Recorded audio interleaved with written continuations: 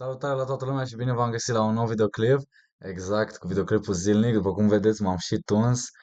Îl aveți în față pe luptătorul de șah, da, eu, Venețanu Mihai, ca să mă prezint un pic pentru cei care nu mă cunosc. Și o să filmez videoclipul repede pentru că mi-am dat seama, sursa problemelor mele în general e din cauza somnului sau mai lipsei somnului și rutina proastă de somn în ultimul timp, în ultima perioadă, poate chiar ultimele luni de zile. Și pur și simplu, doar atâta vreau să zic și trecem peste. Poate iei aminte, poate ți se întâmplă și ție sau poate cunoști pe cineva, poate ai un prieten sau un tovarăș care trebuie să-i zici neapărat. Bă, uite, eu de exemplu, dacă m-aș culca la ora 10 sau la ora 11 maxim și m-aș trezi între 6 dimineața și 7 dimineața, adică ar fi 8 ore de somn, eu aș zice că 90% chiar, dacă faci ca asta pentru 10 zile, exact cum filmez și postez zilnic. Dacă fac asta, eu aș zice că 90% din griji, din probleme, din supăr... Ce mă, le arunc pe geam, frate, le arunc în toaletă și trag apa, înțelegi? Deci despre asta este vorba, somnul este crucial, este imperativ, da? Deci este obligatoriu. Un somn bun este obligatoriu. Nu există altceva. Cam despre asta este vorba, asta e numărul unu prioritate și o să continuăm seria de strategie, presupun. Am o partidă pe care vreau să vă arăt. Uh, nu am plănuit exact, dar o să plănuim acum când deschidem partida. Presupun, am o partidă câștigată cu negru recent la un blitz, jucat împotriva unui jucător cu titlul de candidat de maestru și hai să vedem despre ce e vorba. Dar și înainte de asta, dacă ești nou pe canal, dă subscribe. Dacă nu ești nou și deja ai dat subscribe și îți place ceea ce fac, dacă găsești valoare în ceea ce fac, zile și prietenilor, zile cunoscuților tăi, zile celor mai buni prieteni sau dacă n-ai, zile dușmanilor, zile persoanelor de pe net, nu știu, fă și o postare, serios, adică Mr. Fighter Chess, nu știu ce, Venețian Mihai, și mi-a plăcut videoclipul ăsta, poți să pui și o poză cu mine, nu mă supăr, îți dau acordul. Hai să vedem. Sau poți să-mi dai tag, poți să-mi dai mention. Sau poți să-mi dai mesaj. Și o să fie ca o recomandare, o să fie o recenzie. Deci, da, asta apreciez și, na, hai să mergem mai departe. Deci, am jucat partida asta acum câteva zile, mai exact 3 zile, din câte văd, pe 30 noiembrie și suntem în 2 decembrie.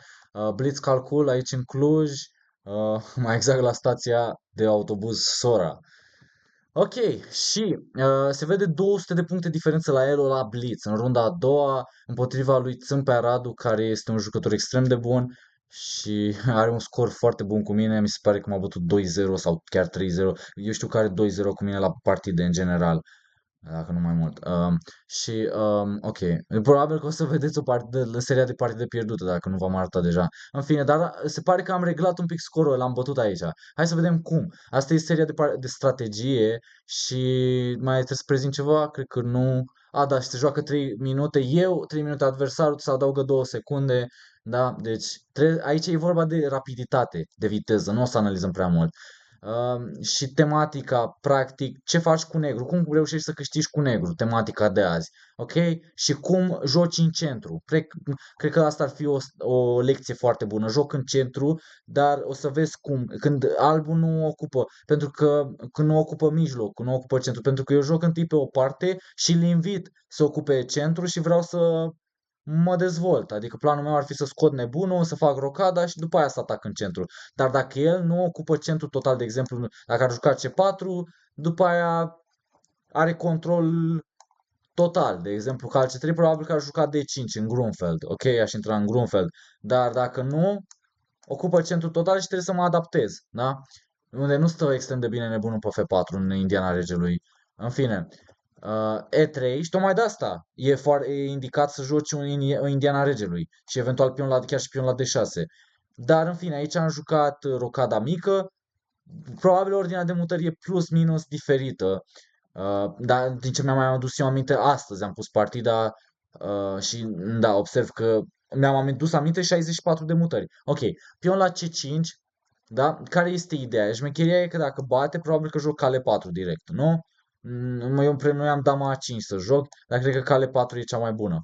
Cale 4 de ce e cea mai bună? Pentru că deschid nebunul, dragonul, atac aici și atac și hai să fac altă culoare aici, pe C5, plus mă apropii spre regele lui și pregătesc dama A5 cu idei de atac la rege, calul meu pe E4 îl împiedică să pună damele la schimb, de exemplu, și alte chestii. Dar el n-a bătut, a jucat nebune 2 sau pion la C3, nebune 2 mi-am amintesc că a jucat, damă B6 și aici calbe la D2, invitându-mă să iau pionul. Deci aici intră lecția de joc în mijloc, joc în centru. O să observați că eu după ce mi-am dezvoltat piesele și am făcut rocada, că ăsta e scopul, gen să duci regele în siguranță cât mai repede. Pion la D5. De ce joc pion la D5 și nu joc pion la D6? Gen să fiu consistent cu strategia de Indiana regelui. Pentru că nu vreau să-i permit cal la C4. De asta. Ăsta e cel mai bun motiv și cel mai simplu motiv. Pe aia mi-atacă dama, trebuie să fug din damă și nu-mi place. Apropo, de ce nu iau pionul? Că am făcut asta odată, gen anul trecut, la campionatul României, tot împotriva lui. Și mi se pare că la fel a jucat și mi-a jucat un fel de calce 4. Și bine, aici calce 4 am damă C3. Probabil că face rocada întâi. Și după aia joacă calce 4. Iar la... Aici nici nu știu ce joci. Ce ala de 4 presupun. Sau pion la D5. Ok, pion la D5, dar turn B1, dama A6 sau dama A2. Ceva de genul a jucat la campionatul României. Dar are D la C5 cu cal B3 și e complicată poziția. Nu vreau să-mi atace dama, mai ales la blitz. Și știam că știe varianta asta, așadar nu i-am luat pionul. Capcana, da? Așadar pion la D5. E liniștit, cu răbdare, neimpulsiv, turn B1. Asta e o mutare foarte ciudată, n-ar trebui să joace așa, dar în fine nu contează, eu mă dezvolt. Acum așa apăra pionul și stă foarte dubios, foarte necoordonat. Pion, iarăși l-am invitat, puteam să joc și pion la C4, dar nu-mi place pentru că îi dau motiv cu pion la... Bine, B3 nu merge, cam C3. Dar pe viitor, de exemplu, poate cale 5. Ori cale 5 și după aia, de exemplu, cal C6 sau ceva și pe B3. Da? Și deschide tura. Are sens ca postura aici. Acum la C3 are cal aici. Da? Are un spațiu liber. Și nu știu, poate la un moment dat înconjoară pionul ăsta. El știe foarte bine joc pozițional și strategie. Dar hai să... și joacă și tactic. Îmi place că joacă foarte dinamic. E un jucător universal și jucător foarte bun. Sunt pe ea. Da, mai la C5 și tocmai de asta am tratat cu respect partida. Cal B3, damă B6 și rocada mică, ok? Dar el stă un pic cam ciudat, tura e cam ciudat plasată, calul, și eu vreau să dau spargerea cu E5. Aici intervine lecția, lui a dispărut pionul din D4 pentru pionul meu din C7 și acum vreau să iau tot centrul în primire. Joc un pion la A6, de ce? Pentru că nu prea vreau să am găuri și slăbiciuni. Vă zic exact, dacă joc, de exemplu, nebun F5, o să urmeze cal de 4 cu atac în nebun. Dacă joc, de exemplu, nebun de 7, la un moment dat o să-mi joace cal B5, ori imediat, ori, sau nebun B5. Bine, nebun B5 nu merge imediat, dar are A4, de exemplu. A4 sau B4. Chiar B4, da? Și B5. Da? Și nu poți să iei pentru că are pion la A3. Mă rog. În fine, deci hai că vreau să fac videoclipul scurt. A6, hai că Blitz nu se analizează. Piona C3, asta aș zice că e inexactitate, aș zice că e o mutare din mână, mai ales la Blitz, pentru că îmi permite nebun F5 cu mutare de tempo să-mi rezolv problemele imediat. Nebun de 3 puteam să bat, dar nu vreau să bat, pentru că dacă bate și reușește o tură pe D1, presiune pe D5, exact tipul de poziții care îi plac lui. Și mă rog, poți să joci cu negru, turna D8, și după aia să pui un cal pe E4, E5, dar prefer să țin nebunii pe tablă și joc cale 4, pentru că eu sunt un jucător cu toate piesele mele. Înțelegeți? Aș vrea să dea nebunul pe cal dacă se poate. Dama E2, sper că așa a jucat E5, nebun H2, că i-am pus partida cam cum duceam eu aminte.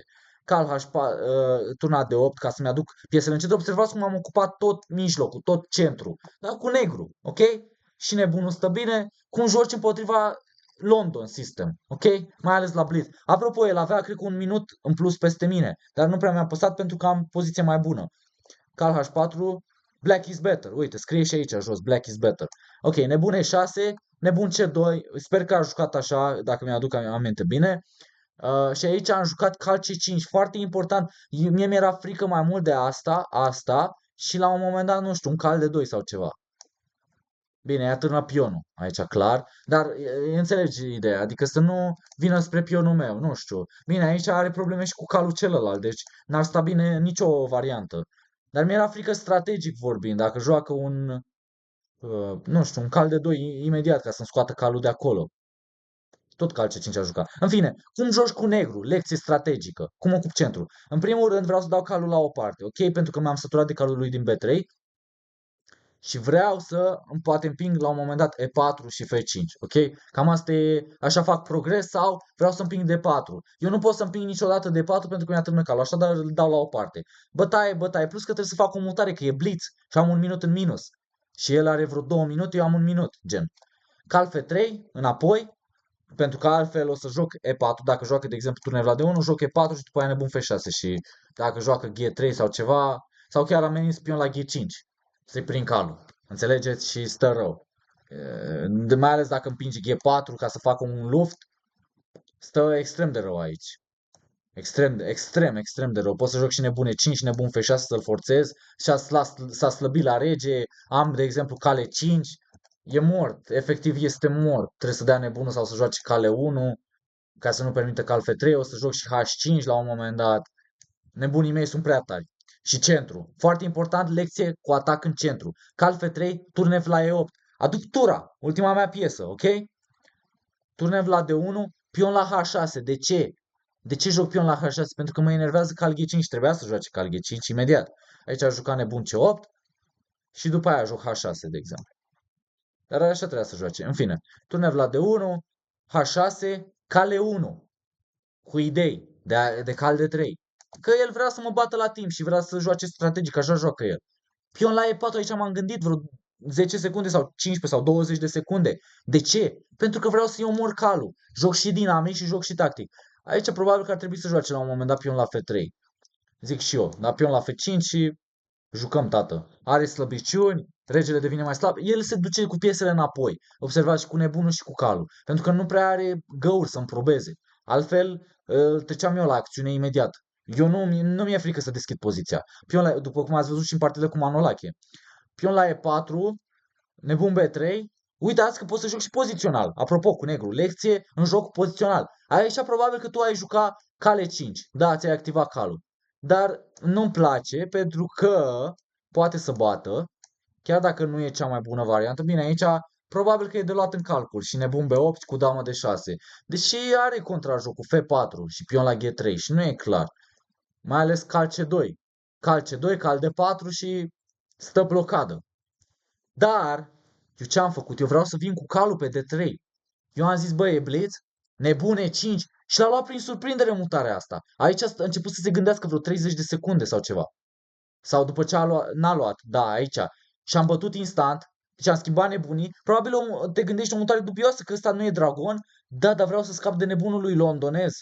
Nebunul lui londonez, da? Nebune 5.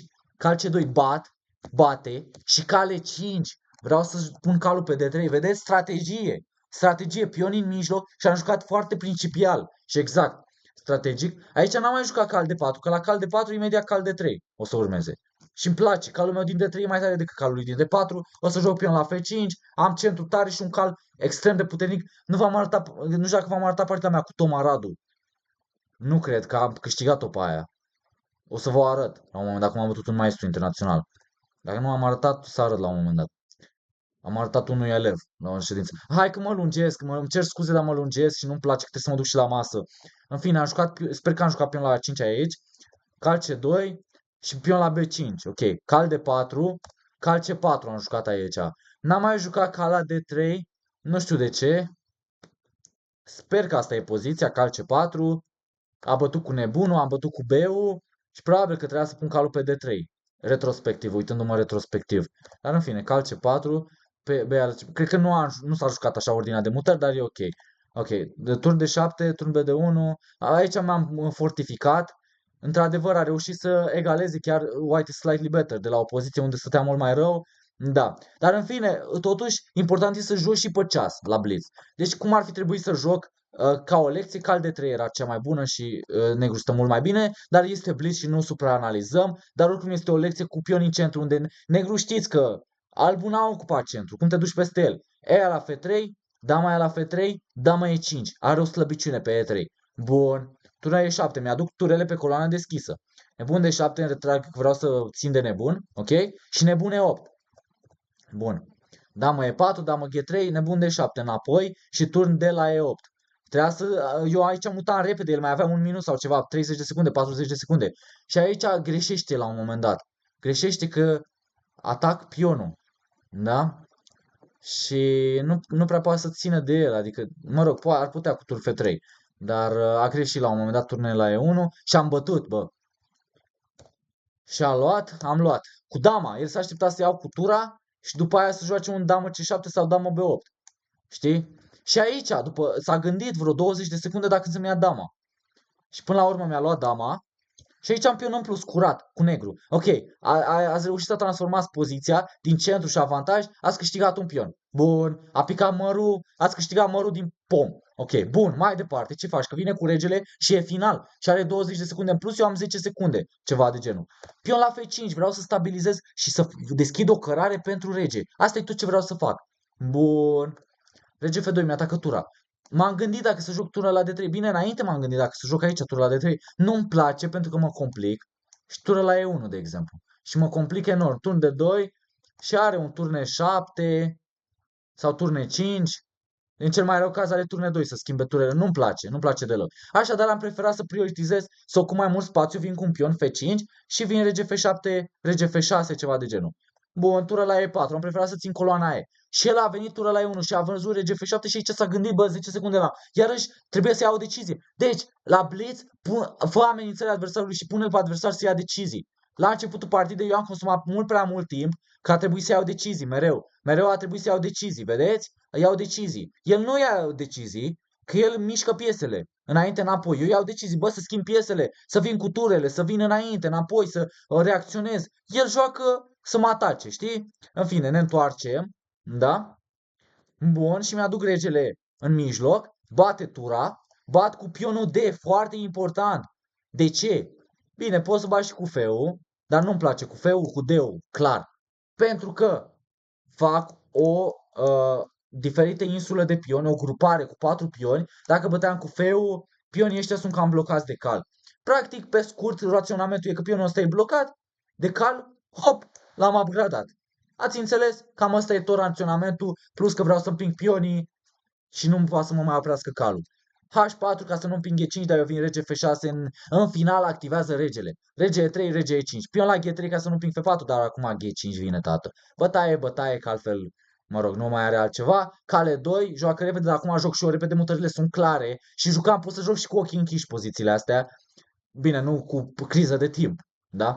Nebuna 4, cal de 4, aici F4. Deci nebuna 4 care e ideea, vreau să joc nebun de 1. Dacă mă împiedic cu rege de 2, împing F4. Asta e scopul, vreau doar să dau drumul la pioni. Am pion în plus, pion în plus și apropo, 2 pioni îi țin 3 pioni de-ai lui. Bun, s-a întors cu calul. F4, șah. Bun, deja am făcut progres. Da, am dat drumul la pioni. Acum ce faci? Cum câștigi finalul? Nebune 8, vreau să dau un șah la rege, ok? Rege F2. Joacă și el, șmecheros, mai ales la blitz. Da, ca să mă pună să calculez. Nebun H5, cal C6, hop, mi-a pionul. Dar i-am jucat nebun H5 oricum, că la cal C6, rege F5. Tu dacă mi iei pionul, ceea ce ar trebui probabil, urmează E3, șah. Și la rege 1, presupun că am să-mi apăr pionul, nu? Sau ceva. Sau joc, împing F3, dar la F3 nu are asta? A, dar presupun că rege E4, da, și după aia joc F2, E2, adică nu, cumva altfel. Întâi, ia să vedem. De exemplu, A4 sau B4, F2, da, și rege F3, aha, și după aia asta e. Ca să mă conectez cu regele la pionul F2, da, și la șah, rege G3, da. Și E2 la următoarea și n-ai cum să parizi. Ceva de genul s-a întâmplat în timpul partidei. Bun, dar el nu a luat pionul, a venit să-mi dea un șah, rege G5, cal C6, E3 șah și F3. Misiune rezolvată, misiune cu succes. Pionii mei se duc, bă, bulldozer. Cal de 4, rege F4, frumos. Cal E6, rege G3. Cal G5, F2. Rege F1, E2 mat. Da.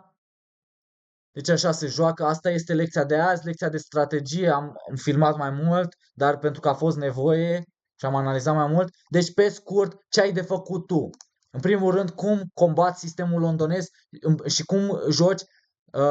E bine, în general, el când joacă sistemul londonez, observi tu, strategic vorbind, când te pui așa cu formațiunea asta de pioni, nebunului mușcă din granit, se zice în engleză. Da? Deci ăsta e numărul 1, da? Mușcă din granit, că vrei să joci un fel de structură de Indiana Regelui, dar eu încep cu G6.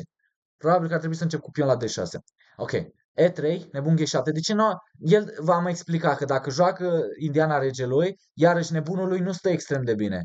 Pur și simplu, nu stă extrem de bine pentru că joc cal H5 și mă ajută să sparg cu E5.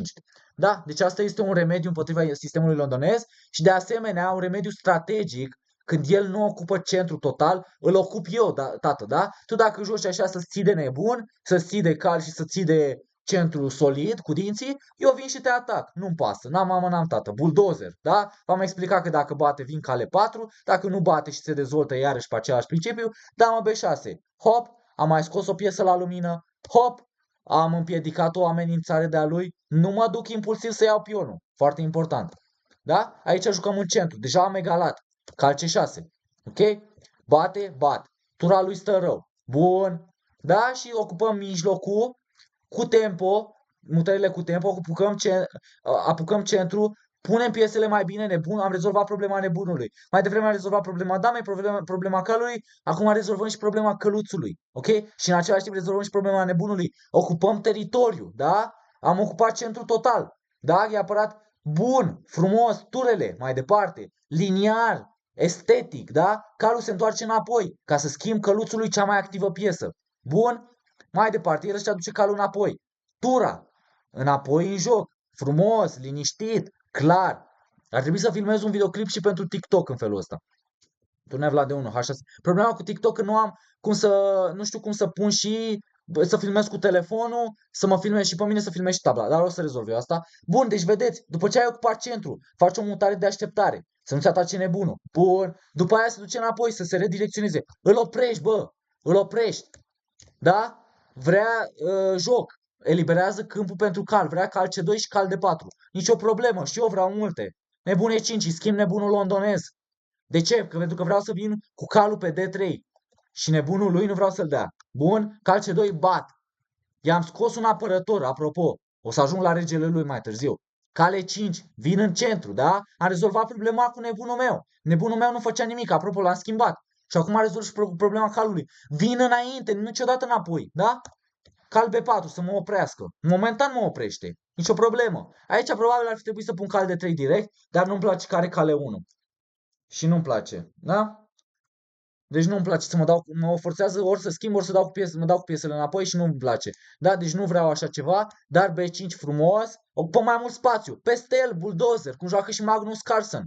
Cal de 4, aici cal de 3 de reținut, foarte important cal de 3, pe viitor să jucați așa, da? Calmă din de 3 și-a atins scopul. Poate nu-mi place un pic care nebun C2, da, cred că de asta mi-a fost frică. În fine, cal C4, bătaie cu B-ul. Puteam să iau și cu D-ul, poate e mult mai bine să iei cu D-ul. Dar poate bate aici și nu pot să bat scutura și trebuie bătaie. Și pionii sunt un pic cam dublați, sunt un pic cam stricați, dar o să pun o tură pe D3 foarte dinamic, foarte bine strategic. Cred că trebuie să bată la un moment, sau joacă el o tură pe D4. Da. Și nu am, sau vrea pionul aici și dacă bate, white is slightly better. Da, albul stă mai bine. Bun, nicio problemă. Am bătut cu B-ul, ca să nu deschid coloana D, nu vreau să mă complic. Acum vreau pur și simplu să stabilizez. Am control mai bun în centru, chiar dacă albul are un mic plus, nu e clar ce face. Vrea să se dubleze, să-mi atace rădăcina sau vârful de aici. Vârful pentru el, rădăcina mea, da? Ca mărul, da? Bun, sau ca dintele, rădăcina, da? Încurăță gingia. F3, vine să mă atace. Bun, vrea să bată aici și să deschidă coloana și să stea mai bine. Bun, bat eu. Șah întâi. Dacă împinge, aici ar fi de recomandat. Bun, probabil că nu s-a jucat așa. Coordinat de mutări, Ea la F3, dama e la F3. Bun. De ce? De ce a bătut cu dama? Păi trebuie să ia cu dama. Dacă bate cu calul, este o idee, dar o să dau dama la o parte. Vreau să dau dama la o parte, dama G3, apropo. Vreau să dau dama la o parte ca să nu-mi împingă E4. Da? Foarte important. Bun, a bătut cu dama. Dama e 5. Deja schimb momentul. Da, momentul. Bun. Da? Și și-a făcut o slăbiciune. Pun toate turele pe coloana deschisă, da? Nu am coloana deschisă, mă manevrez un pic și după aia mă duc să atac. Dacă câștigi un pion, foarte bine, da? După aia cum câștigi finalul, foarte important, trebuie să câștigi și jocul din deschidere și jocul de mijloc și finalul. Strategie în toate. Asta e strategie bun în final. Deci observați că am jucat liniar, frumos, estetic. F5, cu mai mult spațiu, pionul ăsta nu făcea nimic. Vrea să vină mai târziu în față, da? Tura la E4, frumos, pod. Am făcut podul, da? Și ăștia sunt stâlpii, da? Bun, rege F7 înainte, spre centru. Și am blocat coloana. Nu are contrajoc, nu are niciun contrajoc. Apropo, nebunul ține calul, da? Bun. Aici, foarte important să bați cu D-ul, ca să faci o majoritate de pioni. 4 contra 2, da? Și ăștia 2 țin pe ăștia 3. Eu instant am jucat așa. Instant, că plănuiam asta și subconștient, la nivel de subconștient, știam lucrurile astea. H4 ca să mă blocheze. Regele în mijloc, întotdeauna. Regele în centru, regele în mijloc, în final, în jocul de final. Da? G3, G5, venim cu pionii. Venim cu pionii, venim cu nebunul să scoatem apărătorul. Venim cu pionii, bulldozer. Bulldozer, da? Nebunul înapoi să dăm regele la o parte. Că e pe alb, dăm un șah, da? Vedeți o mutare de rază mare. Să dă regele la o parte, aici puteam să dau și un șah direct, era chiar mai bine. Și după aia, dar nu voiam să calculez mult. De exemplu, nu voiam să calculez că vine aici și șah și sau că vine cal F3 și dacă da bine, dacă joacă asta bat și e GG. Dar nu voiam să calculez că mai aveam 5 secunde sau ceva. Așadar, nebun H5 am jucat direct, da? Vin cu nebunul și pregătesc pion la E3. Îl pun să ia o decizie, îl pun în impas. Vedeți? Șah. Rege G5, încearcă că să mă facă. E3 aici, tată. Și F3.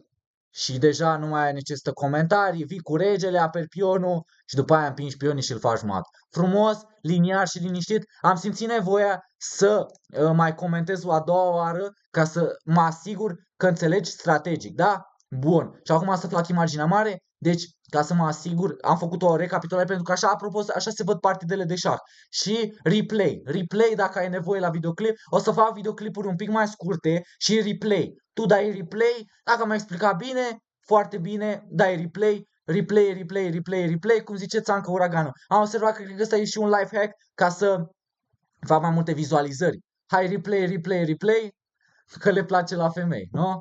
Și asta e un efect bun la muzică sau că sunt videoclipuri de 3 minute, de exemplu la Despacito și altele și spaniolă și rap și catchy, da? Cu ceva pe fundal și așa și șahul trebuie să fie o simfonie, trebuie să fie frumos. Dacă e prea lung, mă rog, astea sunt explicative, da? Dar totuși explicativ trebuie să fac un explicativ în 5 minute dacă se poate. Da? Mă rog, sunt la început și la început înveți.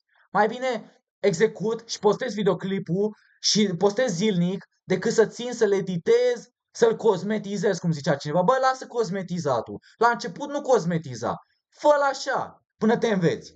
Mă învăț, după aia fac. Frumos. Unele o să prindă, altele nu prind. Eu merg înainte. Eu merg înainte, da? Bun, sper că ți-a plăcut. Lecții de pe ziua de azi de strategie. Deci, cu negru, da? Încearcă să obții poziții bune pentru piese. Foarte important, ați observat de la început, regele în siguranță. Apoi, ocupăm centru, rezolvăm probleme. Problema damei, problema calului pe C6, după aia nebunul pe F5, calul pe E4, pas cu pas, pas cu pas, tematic, sistematic. Pionul la E5, doi pioni frumoși, doi pioni, doi dinți frumoși, cum le zic elevilor mei. Doi dinți frumoși, da? Frățiori. Bun, după aia turele, tura A de 8. După aia turn F de 8. Nu, turn A de 8, turn F la E8. O mutare de așteptare H6, da? Vedeți?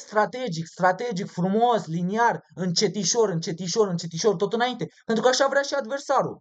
Adversarul așteaptă să mă pândească, să sparg eu exploziv și să-mi ia un pion, că calculează și adversarul calculează foarte bine și joacă foarte bine tactic. Când ai un adversar așa, sistematic, vii cu toate forțele, bulldozer, da? Cu toată ființa ta. La Blitz trebuie să muți și mai repede și pe viteză și am avut și un pic de noroc, mai mult noroc că am reușit să câștig, pentru că, ați observat că n-am luat cele mai bune decizii, la un moment dat egalase, chiar cu tot avantajul în mijloc, dar observați, Apoi, nebunul pe G7, îl schimbăm, nebunul la E5, bat pe H2 și vin cu calul la E5, are găuri, vin pe D3, da? Avampost, ăla se numește avampost. Pe D3 este o gaură, are o găurică acolo, avampost. Punem căluțul, uneori vine calul, uneori vine nebunul, da? Bun, cam atâta pe ziua de azi, sper că ți-a plăcut. Mai zic o dată, dacă ești nou, abonează-te, dacă ți-a părut frumos, dacă e de valoare, dacă nu ești nou, dacă îți plac videoclipurile mele, dacă ești mai vechi și sunt de calitate, zile prietenilor, ce mai aștepți? Zile tovarășilor, serios. Pentru că eu îmi fac treaba și mă dedic. Bun, asta nu sunt super insistent și agresiv, decât îmi fac datoria să zic. Bun, și altă chestie, așadar nu mă repet de prea multe ori. Bun, și încă o chestie, îmi cer scuze, mai departe, încă o chestie foarte importantă, deja gesticulez ca un compozitor. Încă o chestie foarte importantă, bun, link în descriere cu 6 săptămâni cu mine ca și antrenor, dacă te interesează apeși pe link. Dar și încă o chestie, trebuie să anunț, plănuiesc un webinar sau webinar în română sau webinar dacă pronunț în engleză, unde povestesc mult despre șah, nu doar povestesc, dar te ajut la așa live, un fel de live stream, undeva între o oră și o oră jumate, peste 2 săptămâni. Peste 2 săptămâni, pe 15 decembrie mai exact, seara o să fie, cred că pe la ora 8, plănuiesc, și cât dau mai multe detalii, o să dau un link, formular de înscriere, sau nu cred că trebuie să fie formular de înscriere. Nici nu știu cum se face un webinar, dar vreau să fac asta. Vreau să fac asta și îmi propun și decât să stau, să perfecționez și o să mai întreb stânga-dreapta, o să vorbesc cu ChatGPT să mă ajute, dar decât să mă amăgesc și să fiu anxios, cum am mai făcut asta în trecut, bă, nu știu cine o să intre, când o să intre, cum îl prezint, ce fac acum, ce slide-uri, ce fac în minutul 20, minutul 30, lasă toate grijile, apăs play, live, o să-l fac și cu o singură persoană dacă nu intră nimeni, dar o să-mi fac datoria să postez peste tot, am postat niște story-uri, am postat un reel, o să mai postez de mâine, că trebuie să-mi reglez somnul neapărat și postez de mâine și pe grupuri de Facebook, mai fac și o postare pe Facebook, o să încerc să postez pe TikTok, pe toate platformele și pe Snapchat și pe WhatsApp și pe YouTube, vedeți că postez acum, deci webinar, intrați pe 15 decembrie, da? La ora 8. Atâta de la mine, ne vedem mâine cu videoclipul zilnic și puteți să mă căutați și pe Facebook și pe Instagram și pe TikTok, mai postez videoclip, mai postez chestii interesante despre șah și cam atâta de la mine, am făcut totul, am făcut absolut totul, am prezentat și totul, ca așa, ca recapitulare, totuși e lecție de pe ziua de azi. Ocupă centru, ai regele în siguranță și joacă activ, rezolvă problemele cu piesele, du-le activ. Și restul se rezolvă de la sine, ok? Când e de calcul, calculează, fii foarte atent, concentrare maximă la șah. Dar nu trebuie să-ți mai zic asta pentru că știi deja. Bun, și distrează-te. Și ne și distrăm, joacă-te și testează. Hai, ne auzim, salut, pa, pa, ne vedem mâine cu videoclipul zilnic. Ciao. Și ați observat cum am tuns, apropo.